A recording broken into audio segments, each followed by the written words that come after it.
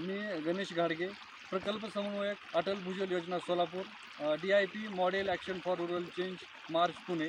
या अटल भूजल योजनेअंतर्गत सन 2023-24 अंतर्गत इन्सेंटिव्ह फंडामधून जिल्हा जलसंधारण कार्यालय सोलापूर यांच्यामार्फत सदर येवती या गावामध्ये, तालुका मोहोळ या गावामध्ये नाला खोलीकरण व डिपनिंगचे काम झालेले आहे. तसेच गेटेड सिमेंट बंधाऱ्याची कामे झालेली आहेत.